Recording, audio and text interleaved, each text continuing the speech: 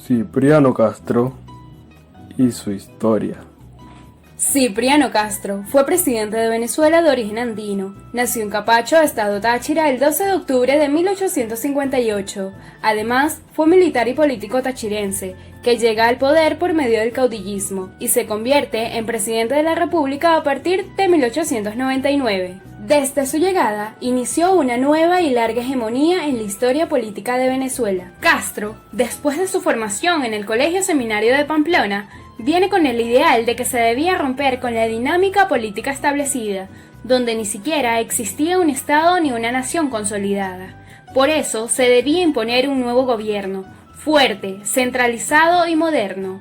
Esto lo llevó a dar pie a la construcción de una nación y una identidad nacional. Por otro lado, idearlo no bastaba, se tenía que llegar a hechos concretos. Y por eso fue importante para él contar con un elemento clave como lo era el ejército, o mejor dicho, la Fuerza Armada Nacional. Castro contaba con una gran trayectoria, pues cuando llega a Caracas con más de 50 hombres en el año 1829, ya tenía un respaldo como caudillo. También es uno de los primeros presidentes que se enfrenta fuertemente a los procesos imperiales que se presentaban en el país para esa época. Es a partir de esta guerra que comienza a formar una identidad y nacionalidad venezolana. Era considerado como amo del mundo y aparecía como caricatura en los periódicos nacionales e internacionales.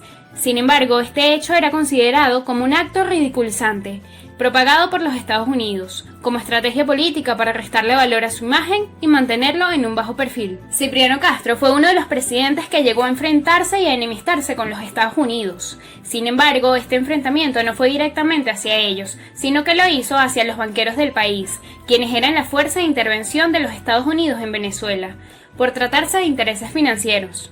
Se consideró un hombre nacionalista, defensor de la soberanía y patria venezolana.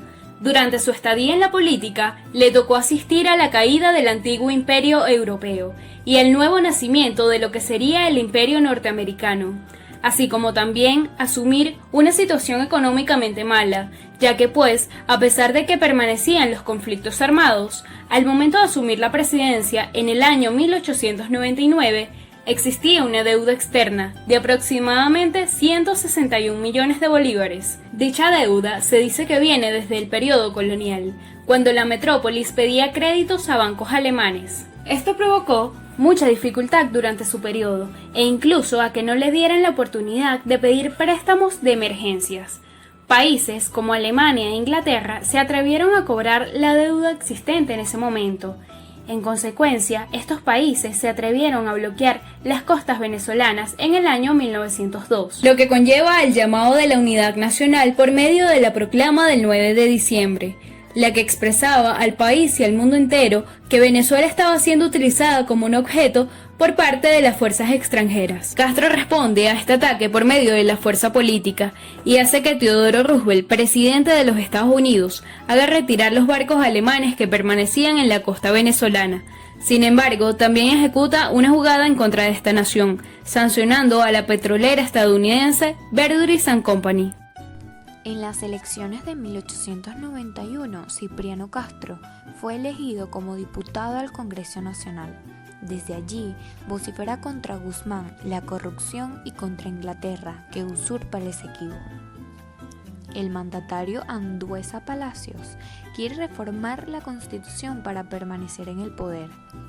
La prensa dice que el anduecismo se levanta contra las instalaciones y Castro se adhiere al continuismo y pone a sus tropas a disposición del presidente. Castro vence en Trujillo y entra triunfante en Mérida, pero el continuismo es vencido y el presidente Andueza pierde la guerra. Castro tiene que ir a Cúcuta en el exilio. En mayo de 1899, Castro invade Venezuela con la llamada Revolución Restauradora. Habla de nuevos hombres, autoritarismo en el siglo XX y con Cipriano Castro en el poder. Tiene dos vertientes. Una, su interés por la carrera de las armas. Destaca la creación de un programa para el estudio de la milicia como una carrera coherente. Y dos, su preocupación por la obediencia ciega sin descarrío. igualmente, por la adquisición de nuevos armamentos, artillería de montaña, Para uniformes 1902, y la creación de la Venezuela tiene una Escuela de gran la deuda Marina de externa. Guerra y con acreedores internos, pero el país está en quiebra lejos de pagar esta deuda, pero las potencias ansían cobrar de otra manera. Se crea un club de acreedores. Alemania, Inglaterra, Italia y Francia se alían contra Venezuela. A finales de 1902 se bloquean las costas de Venezuela.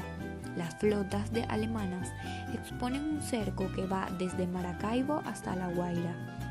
Los ingleses cierran las costas desde La Guaira hasta las Bocas de Orinoco y los italianos refuerzan el bloqueo. Pero Castro levanta las banderas del patriotismo y declara amnistía general ante la agresión extranjera.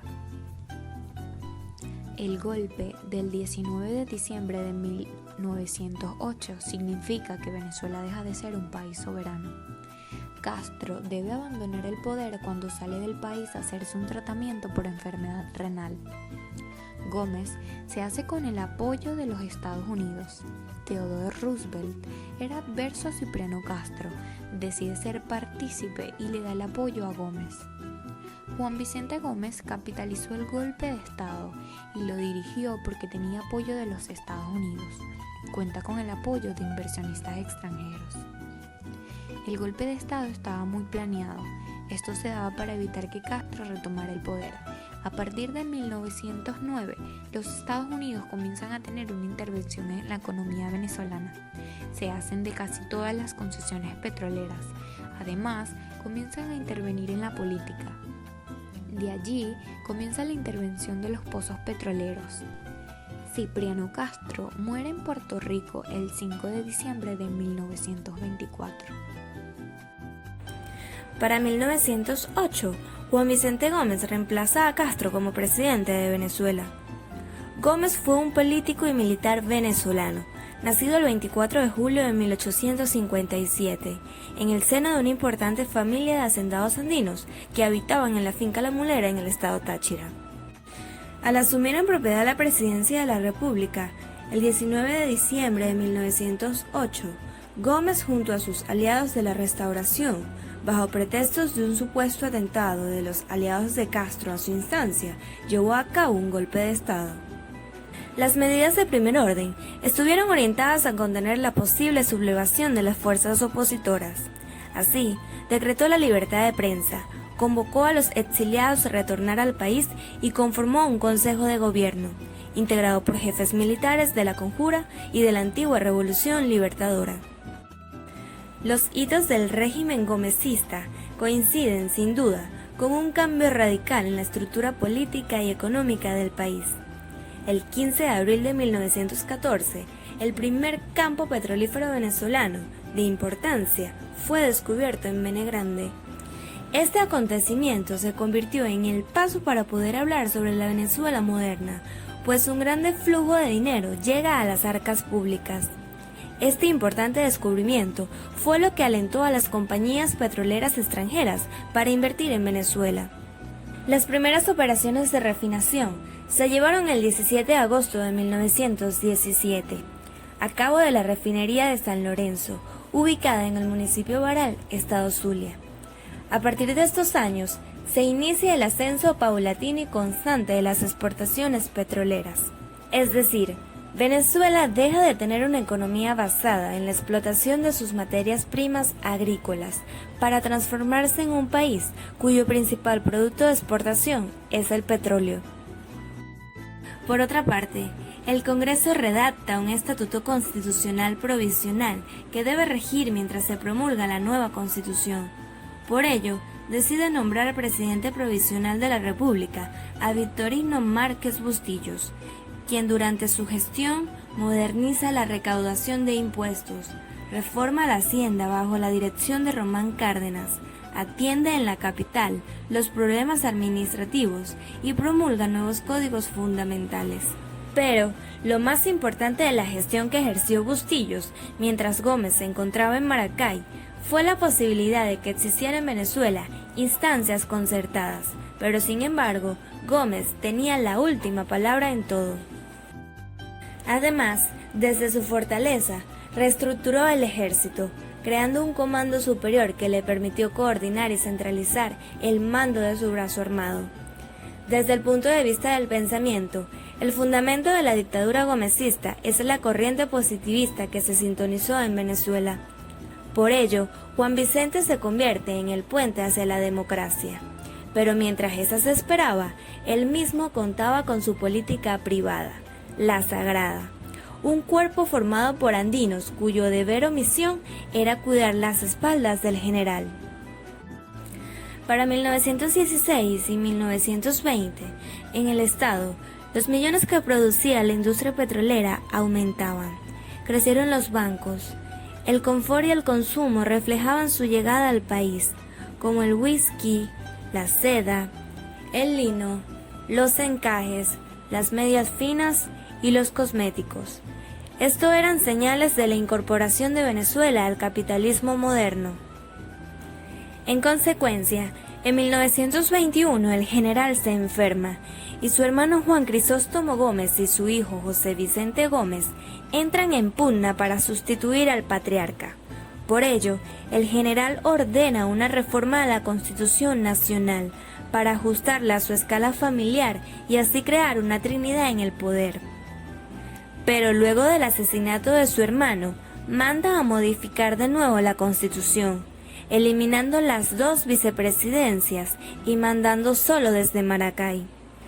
Durante ese tiempo, en la ciudad de New York, se fundan como opción de enfrentamiento al gomecismo algunos partidos políticos liderizados por viejos generales, algunos de tendencia liberal y otros de tendencia nacionalista, como Nueva Venezuela, Unión Patriótica, Sociedad Patriótica, Partido Republicano y Unión Republicana Venezolana.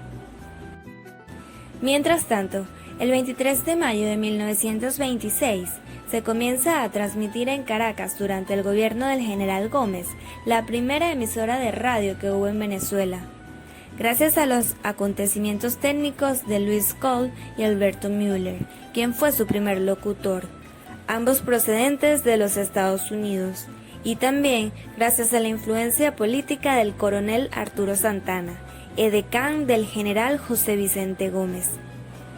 La programación se basaba en la lectura de noticias de los diarios caraqueños, humor y música que podía ser en vivo o en discos.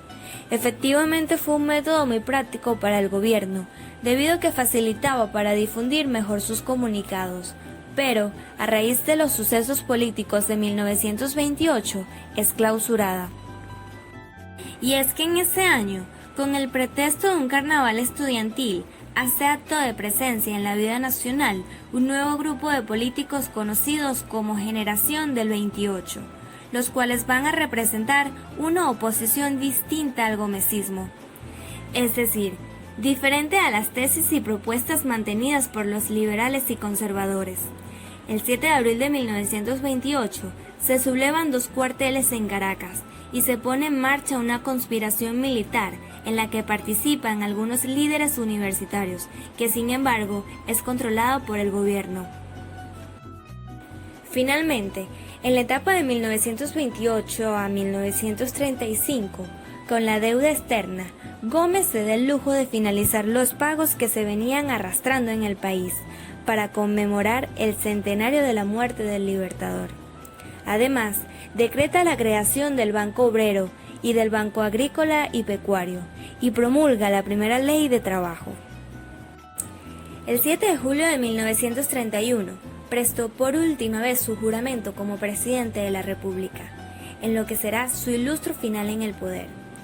En términos generales, durante los 27 años que gobernó a Venezuela, no varió en sus costumbres y mantuvo las mismas de su época de hacendado y de guerrero, muriendo el 17 de diciembre de 1935 a sus 78 años de edad en la ciudad de Maracay.